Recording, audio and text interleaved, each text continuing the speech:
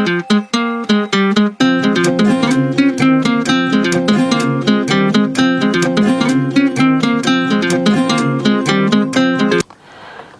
আলাইকুম প্রিয় চিকিৎসকবৃন্দ, কেমন আছেন সবাই?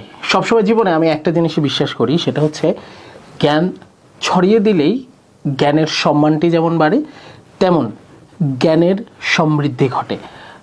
এরই ধারাবাহিকতায় আমি আপনাদের জন্য একটি নতুন সিরিজ নিয়ে এসেছি, সেটা হচ্ছে learning x-ray with doctor Navid Rahman অঙ্কন।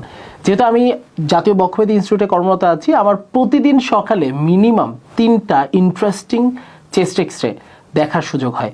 তাহলে একটা এক্স-রে কীভাবে বলা উচিত, কিভাবে প্রেজেন্ট করা উচিত, কী ফাইন্ডিংস হতে পারে, এগুলো নিয়ে আমি আপনাদের জন্য একটি নতুন সিরিজ নিয়ে এসেছি। আজকেই সেই সিরিজের প্রথম পর্ব। সো সবাই শেষ পর্যন্ত দেখুন, ইনশাল্লাহ ভালো লাগবে এই কামনাই করছি। লার্নিং এক্স-রে উইথ ডক্টর নাভিদের প্রথম পর্বে আপনাদের সবাইকে স্বাগতম।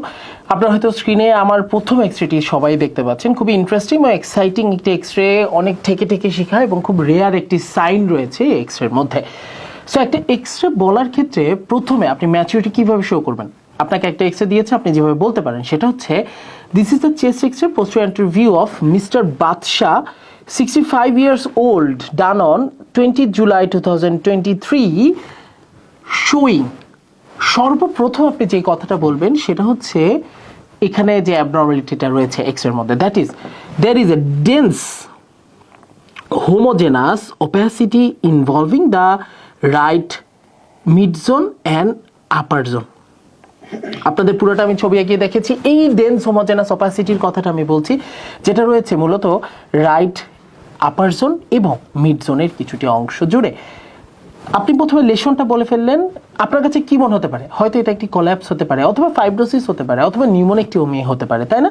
সো এর সাথে আমি এখন লেফট সাইডের যে প্যারেনকামা আছে এটা সম্পর্কে একটা কমেন্ট করব। লেফট সাইডের লাং প্যারেনকামা সিমস নর্মাল বলে ফেললাম। এরপরের সিরিয়ালে আসবে হচ্ছে এটার সাথে রেলিভেন্ট কি দেখবেন, অবশ্যই মিডিয়াস্টেনামের পজিশন। মিডিয়াস্টেনামের পজিশনে আমরা দুটো জিনিস দেখার চেষ্টা করি, একটা হচ্ছে ট্রাকিয়ার পজিশন, আরেকটা হচ্ছে হার্টের রাইট বর্ডারটা কোথায় আছে।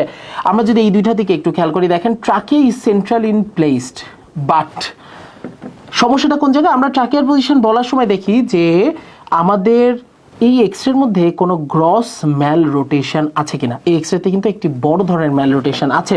আপনি যদি দেখেন এই যে স্পাইনাস প্রসেস, এই স্পাইনাস প্রসেস থেকে আমাদের দুই পাশের যে ক্ল্যাভিকলের ডিস্টেন্স, এটা যদি ইকুইভোকাল না হয়, মানে ইকুয়াল না হয়, তাহলে এটাকে আমরা বলি গ্রস ম্যাল রোটেশন।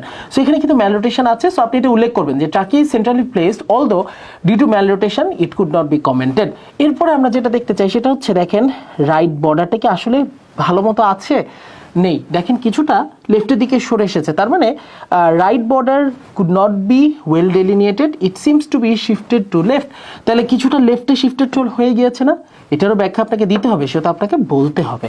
এরপরে আপনি যে জিনিসটা বলবেন সেটা হচ্ছে ডায়াফ্রাম। আমরা দুই পাশে ডায়াফ্রামের দিকে দেখব। সো ডায়াফ্রামের ক্ষেত্রে আমরা যে জিনিসটা অবশ্যই কমেন্ট করব সেটা হচ্ছে, diaphragm in normal in position, shape and control. দেখেন এদের পজিশন নর্মাল আছে, তার শেপটা নর্মাল আছে এবং কন্ট্রোলটাও ভালো আছে। And both costo and cardiophrenic angle on right and left side can be well delineated. তার মানে বোঝা যাচ্ছে কোস্টোফ্রেনিক এবং কার্ডিওফ্রেনিক অ্যাঙ্গেলগুলো ভালো আছে, নর্মাল আছে। তার মানে এখানে কোনো ধরনের ঝামেলা নেই। তাহলে আমাদের ঝামেলা আছে শুধুমাত্র একটা জায়গায়।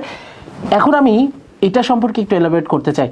যেটা বললাম যে একটা স্পেশাল সাইন আছে, এটার নাম হচ্ছে গোল্ডেন এস সাইন। এই গোল্ডেন এস সাইনটা ইউজুয়ালি পাওয়া যায় কোল্যাপসের পেশেন্টে। দেখেন এই পেশেন্টের কিন্তু আপার যে লাংটা আছে রাইট সাইড, এটা কোল্যাপস হয়ে গিয়েছে। কোল্যাপস হয়ে যাওয়ার কারণে কিন্তু এরকম একটা হোমোজেনাস ওপাসিটি আপনি দেখতে পাচ্ছেন। এই যে কোল্যাপসটা হয়েছে, এই কোল্যাপসের ক্ষেত্রে আমরা গোল্ডেন এস সাইন বলার মূল কারণটাই হচ্ছে, দেখা গিয়েছে এইটার একদিকে আছে কনভেক্সিটি আপওয়ার্ডস, আরেকদিকে আছে হচ্ছে কনভেক্সিটি ডাউনওয়ার্ডস, তাই না?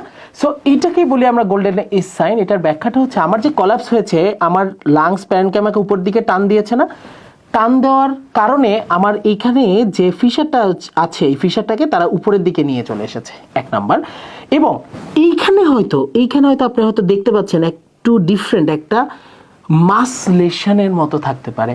মাস লেশনের কারণে কিন্তু এখানে একটা কনভেক্সিটি ডাউনওয়ার্ডস তৈরি হয়েছে। এটাকেই বলে হচ্ছে গোল্ডেন এস সাইন। একদিকে কোল্যাপসের কারণে উপরের দিকে উঠে যাবে লাংস প্যারেনকামাটা, আরেকদিকে আমাদের মাসলেশনের কারণে এটা নিচে নেমে যাবে।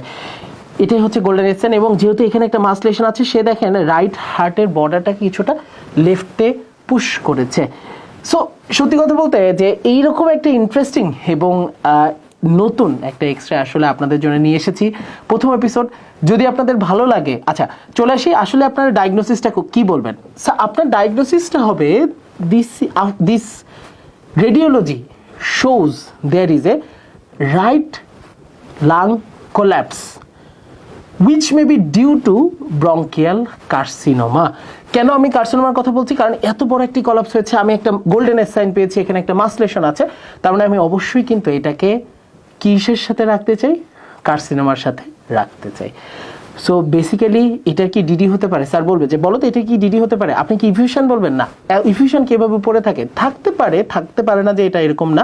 তবে যদি ডিডি বলে আপনি বলতে পারেন যে একটা হতে পারে ফাইব্রোসিস, আরেকটা হতে পারে নিউমোনেক্টমি, হয়তো পার্শিয়াল নিউমোনেক্টমি করা হয়েছে, এটাতেও হতে পারে। তবে প্রথমেই আপনাকে যেটা বলতে হবে সেটা হচ্ছে right lung collapse due to bronchial carcinoma. So আশা করি আপনারা একটা ভালো ধারণা পেয়েছেন। আপনারা যদি উৎসাহ দেন, আপনারা যদি আমার এই পোস্টে বেশি বেশি লাইক এবং কমেন্ট করেন, আমি সামনে আপনাদের জন্য আরও এরকম অনেক ভিডিও নিয়ে আসবো। সো আপনাদের জন্য অনেক বেশি হেল্পফুল হবে, আমি জানি অনেক বেশি হেল্পফুল হবে। সো সবাই ভালো থাকবেন, সুস্থ থাকবেন, আমার জন্য দোয়া করবেন এবং আপনার জ্ঞানটি সবার মধ্যে ছড়িয়ে দেবেন, এই কামনা করে আজকের ভিডিওটি এখানে শেষ করছি। আসসালামু আলাইকুম এবং খোদা হাফেজ।